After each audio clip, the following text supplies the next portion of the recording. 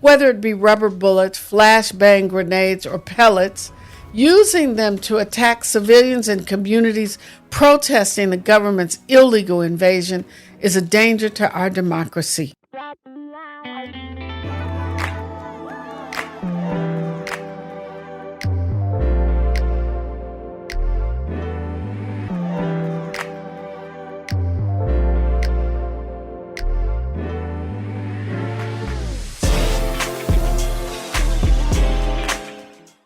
Hi, welcome to Season 2 of Pamela Price Unfiltered. I'm your host, Pamela Price, and this is the space and the place for real talk.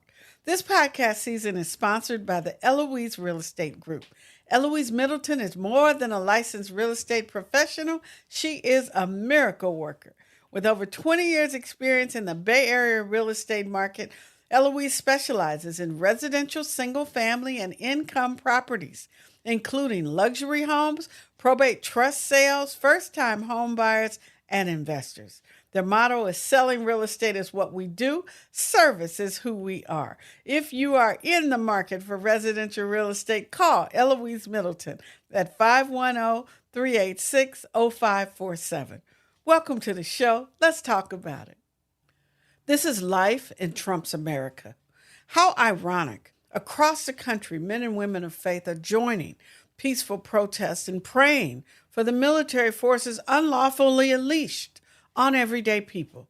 Shockingly, Trump's Gestapo troops have targeted pastors peacefully praying for them. In Chicago and in Oakland, as pastors prayed, federal troops chose to shoot them in the head in a manner intended to inflict injury. This clash of values is not unprecedented. In the civil rights movement of the 50s and 1960s and 70s, the faith community was ignited by the injustices and attacks on peaceful protesters in the South, and many pastors of all faiths, races, and ethnicities joined the movement to push back against these attacks. The most famous pastor in the struggle at that time was Reverend Dr. Martin Luther King Jr., and he was surrounded by men and women of faith, many of them pastors of prominent jurisdictions and churches. Many of them paid the price for our progress with their lives. On May 7th, 1955, Reverend George Lee, the co-founder of the Belzoni, Mississippi NAACP chapter, and the first African-American to register to vote in Humphreys County, Mississippi since Reconstruction, was shot and killed.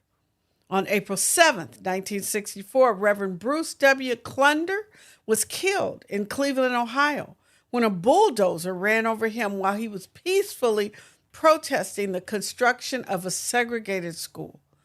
In March 1965, hundreds of clergymen and women joined Reverend King to march from Selma to Montgomery. On the evening of March 9th, 1965, a group of white segregationists attacked three white ministers, Orloff Miller, Clark Olson, and Reverend James Reeb. Reverend Reeb died from his injuries, leaving behind a wife and 4 children. Jonathan Myrick Daniels, an Episcopal seminary student from Boston, was shot and killed by a deputy sheriff after a demonstration in Hayneville, Alabama. People of faith should always be called to action in the face of injustice. And again, there is a clash of values between those who believe the world can and should feed the hungry and clothe the poor, and those religious nationalists who believe God only favors a few and not the many. In America, too many white Christian nationalists firmly believe that Trump's inhumane policies, abuse of power, and attacks on everyday people are ordained by God. White Christian nationalists today, sometimes called the religious right, are the heirs of the Ku Klux Klan and other renegade racist organizations. The white Christian nationalists who pushed Donald Trump into power believe that only white people are saved and only white people are entitled to the riches of our nation. They are the ones that gave us someone like Charlie Kirk, who represented their racist values. They represent the worst in us. Even Pope Leo has condemned Trump's inhumane immigration policies. The aggressive enforcement of those policies has placed American citizens in peril and pushed our democracy past the breaking point. Stephen Miller's hatred of all non-white people has led Trump to unleash federal agents on a modern program, dragging people out of their cars, tear gassing community events, and shooting pastors praying peacefully for them in the head. One has to wonder what level of depravity drives the shooters. Their behavior appears to be condoned by their commanders. But what about their fellow agents? Is it possible that every soldier deployed in our streets thinks it's okay to assault and kidnap American citizens? Do they all think it's okay to shoot peaceful protesters? Are they all on board with shooting praying pastors in the head? Recently, in episode 31 of Pamela Price Unfiltered, attorney Carl E. Douglas described the painful injuries suffered by his client, a 66-year-old filmmaker chaperoning his children at a protest when he was shot in the face with what the military calls less than lethal weapons. Whether it be rubber bullets, flashbang grenades, or pellets, using them to attack civilians and communities protesting the government's illegal invasion is a danger to our democracy and should be condemned by everyone. Will the Southern Baptist Convention, the United Methodist Church, or the National Baptist Convention, or the leaders of the religious right also condemn these assaults on clergy? Reverend Jorge Batista, a pastor who was shot in Oakland, California, said this: "When people see faith leaders standing in the line of fire, I hope they understand that it's not because we seek attention or confrontation. Our presence as pastors, rabbis, imams, and lay leaders is meant to be a moral mirror. It reminds the world that this is not normal." This podcast season is also sponsored by Lawyers for the People. Lawyers for the People represent clients who have suffered serious injuries or death from police or negligent jail deputies and medical staff. Lawyers for the People was founded by Dante Pointer and Patrick Bullner, two former associates of John Burris. They believe in using the law as a sword and a shield for their clients.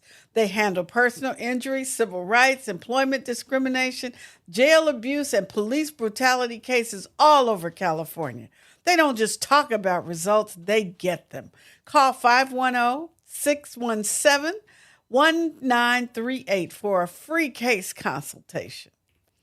This season is also sponsored by the Shukla Law Firm, a leading San Francisco law firm that advocates for employee rights.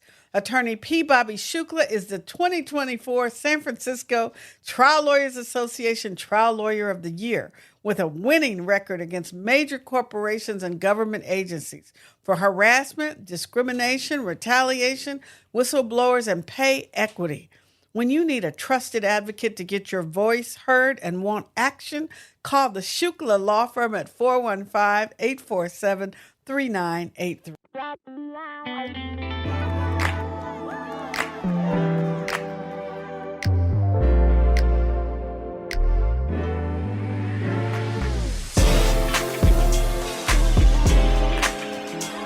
Thanks for tuning in to Pamela Price Unfiltered. Don't forget to like, share, and subscribe to my YouTube channel. And please sign up as a paid subscriber to my Substack newsletter to read the weekly word from Pamela Price Unfiltered. Your support keeps the conversation raw and unfiltered. And you can listen to this podcast wherever you get your podcasts.